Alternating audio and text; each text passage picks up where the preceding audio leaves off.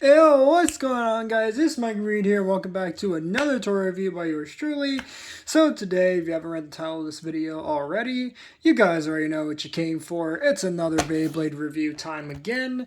In this case, we have Beyblade Burst Surge SpeedStorm Jet Wyvron W6.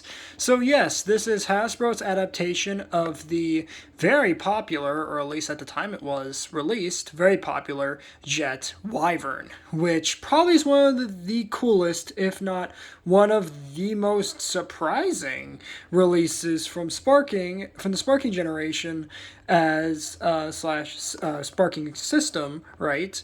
As at the time, right? Wyvern hadn't gotten an evolution for quite some time, and then right at the end of the Sparking generation system, right at the end of that wave of toys, they released Wyvern not only in the anime but also in the show, and not only in the anime / show but also in the toy line. Sorry, and everybody lost their minds, as you best better believe it. And this guy was quite a difficult bay to get a hold of for quite some time for me, but if you've watched my birthday video from not too long ago, you'll know how difficult it was to get. And just in general, if you know about if you're in the hobby of Beyblade, right, and getting the Japanese imports, boy, they can be expensive. So Beyblade Burst Surge SpeedStorm, of course, traditional box art as would expect.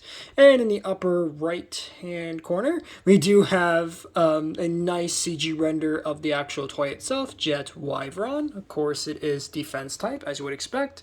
And of course, our poor boy, Spear Dullahan, getting destroyed yet again, as we all love to see. Slowly turning the box around for you.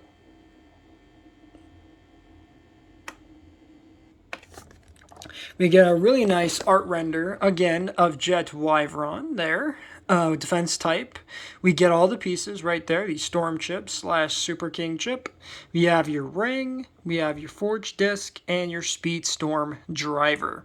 Of course, over here you have the gimmick listed, the impact absorbing ring, as they call it. Of course, if you've seen my Jet Wyvern review back on my birthday stream, you would know what this gimmick does and just how broken this makes Jet Wyvern, at least in concept, right? And then, of course, you have all of the stats, which, as I keep telling you guys, don't bother reading these stats because they are rubbish. Moving the box off screen, readjusting the camera. Let's get started looking at the Beyblade itself. And as you guys should already know, this does come with a standard Beyblade Burst SpeedStorm launcher. Just gotta show that off real quick. Get that out of here. As that's not what you guys came here for. You guys came here for the Beyblade, of course. So let's get to that part by part, as we always do around here, with the Storm chip / Super King chip, which is Wyvron W6, or just Wyvern, and it looks absolutely fantastic. Of course, compared to the Takara Tomy version, it's actually okay. For once, Hasbro actually did decent with the paint. It's not great, but hey, right? Like, it has all the colors there. For a quick comparison, actually, if I can actually get my Takara Tomy one apart here, which is going to be a bit tricky, considering all the parts I have to go through just to get this guy apart. There we go. Here is the original Takara Tomy chip here on the right hand. Michael, and as you can see, check the mail. Thank you. Shut up, you. Anyway, sorry, that was my echo going off. But anyway, so you guys can see very nice colors going on there for this release. Very, very nice. Again, a couple of the decals are missing, but that's okay. And, of course, you have the QR code on the back to scan the Beyblade into the game, as you would expect. But yeah, for Hasbro, for once, the detail is actually okay. It's still not great, but it's okay. Next up is the ring, which is, of course, Jet. And Jet looks pretty cool. I've already talked about this, my initial thoughts in my Jet Wyvern review I did as part of my birthday stream from not too long ago. As you guys can see, it's pretty much the exact same sort of dealio with this one. The only difference is, of course, the colors are different. There's some missing decals here, here, here, and here, as you would expect. It does have these decals, though, which is nice. But, of course, it does have the gimmick that makes Jet so popular, or made it so popular back when this was released, with the free spinning ring. So, of course, as you guys remember, or should remember, when the Beyblade gets hit by another right spin Beyblade, or a Beyblade the same spin rotation, right? This ring will spin around, thus allowing it to counter the attack, right? And then when it gets hit by a left spin Beyblade, there's actually ratchets at the bottom half of this plastic ring that actually lock up, or should lock up, right? To help prevent the Beyblade from losing stamina due to a left spin Beyblade, right? And, of course, on the Hasbro one, as you guys can kind of see, even when I'm turning it left, it still kind of moves. It's not like Takara Tomi's where it completely locks up. But, hey, it kind of works, right? It kind of works. So, of course, putting the chip inside of the ring, you have your standard Jet Wyvern layer, right?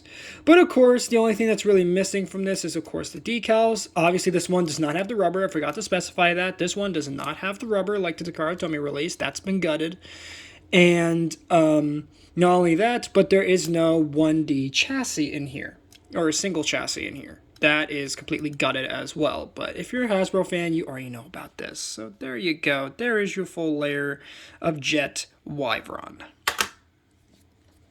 And actually, before we move on, let's do a quick comparison with the full layer for Takara Tomy real quick. Gotta snap it all back together over here in the background. So there you go. There you have both layers together there, as you guys can see. I'll get my thumb out of the way. Kind of get it. There we go. I think you guys get the idea. So moving on from that, with this release, you also get a forged disc, and the forged disc is Central. Now, Central is not new.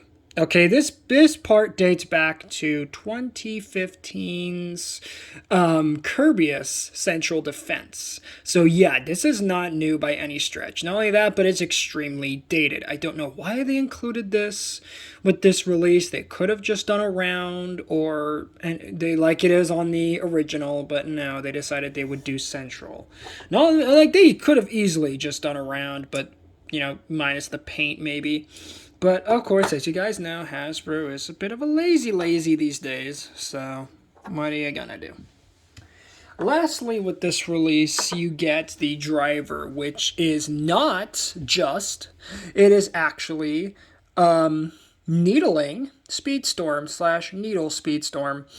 And, boy, this driver is okay, but it could have been better. That's what I'm going to say. It's alright, but it could have been better. Also, Hasbro, was it really too much for you to just take just from the original Takara release and just make it taller? Was it really that hard and give it some dumb name like Justing SpeedStorm or something?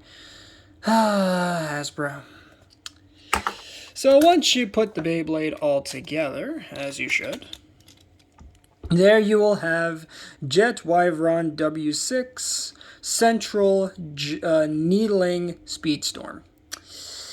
Yeah, not exactly the best looking, let alone the most accurate of Hasbro's SpeedStorm releases ever, but hey, it could have been way worse. You could have been, you could have been a Mirage Fafnir. You could have been him. Because that guy, what were they thinking with that release, right? Am I right, guys? Jeez. Anyway. So, putting my Takara Tomy version together in the background, which of course is a pain, because this guy never wants to go together all the time. Come on, there you go. Make sure that little wheel is all, there we go. So, for a quick comparison, of course we're going to start off with the Takara Tomy version for comparison. So that way you guys can see how both versions look together. As you can see, they're not exactly the best looking together, especially compared to how tall the Hasbro version is. But hey, in my little bit of testing that I've done with Jet Wyvron off camera when I first got him, which was earlier today actually. He's not all that bad, actually. He could be better. He could have been way better. But hey, for what he is, he's not the worst Beyblade you could buy. Not the worst. So moving that guy out of the way, let's get in. You know what? We're just going to do a bunch of random Hasbro SpeedStorm comparisons. So first up, we are going to do... and we're not going to do all the SpeedStorm releases because there's way too many, and this video would be way too long if we did all of them. So we're just going to do some random ones here. In this case, we're starting with Super Hyperion. Of course, this is the Volt Knockout Bay Stadium version, and of course it uses the proper disc that it should have from the random stock combo starter version with the really interesting choice of colors on it that I reviewed way back last year, so definitely check that out if you haven't already. Next up here, you know what, let's do Hyperion's Evolution. Hyperion Burn, also known as Evo Hyperion Flamebringer, so that way you guys can see how those two look together. And as you can see, they're not the worst looking Beyblades in the world. Obviously, they are definitely, as you guys should know with Hasbro, they heavily modify these Beyblades from their Takara Tomy versions. Despite the fact that Hasbro said many moons ago that they worked very closely with Takara Tomy to make sure these things look as accurate as possible and function as faithfully to the original Takara Tomy releases as possible. But you guys can see they completely threw that statement out of the window, so good job, Hasbro. Anyway, next up here we have Vex Lucius, also known as Variant Lucifer, for comparison. As you can see, pretty solid color schemes between these two. Obviously, there's a lot of purple going on, and of course you have the pink and the black from Lucius/Lucifer. So, all in all, not too terribly bad looking for our two purple boys here. Next up for comparison, let's bring in its evolution. Lucifer the End, also known as Evo Lucius Endbringer, for comparison. So you guys can see. Very interesting color schemes again between these two. Obviously, Endbringer over here, also known as, of course, Lucifer the End, has a lot of black going on. The only purple you can really see is on the chips, so...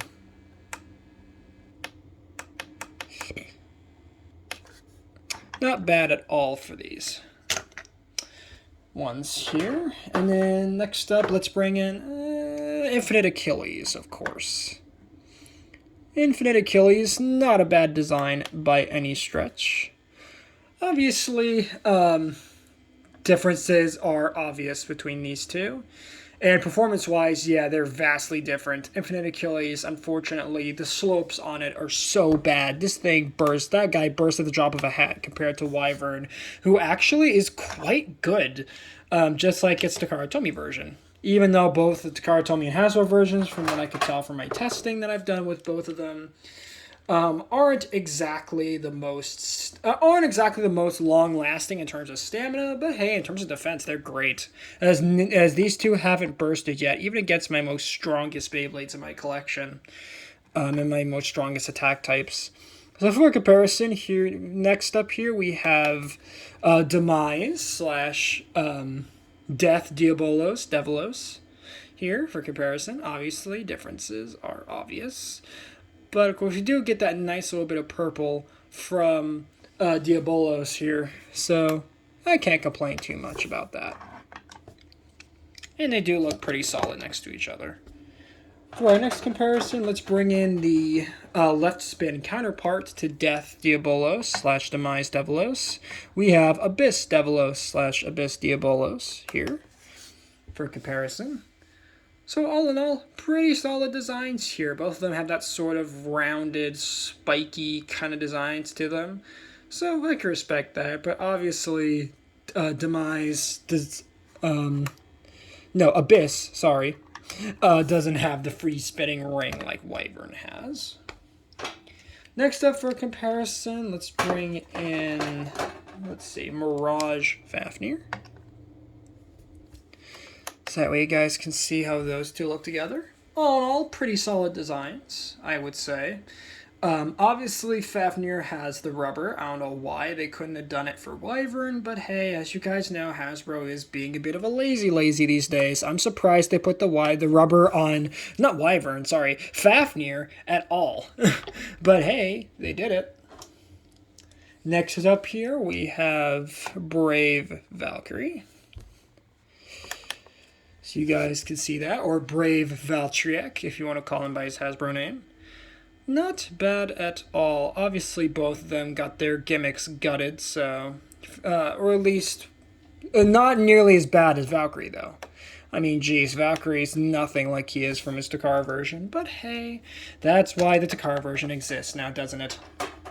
I think for our last comparison, let's do a random combo one. In this case, let's do King/Colossal Fafnir for comparison.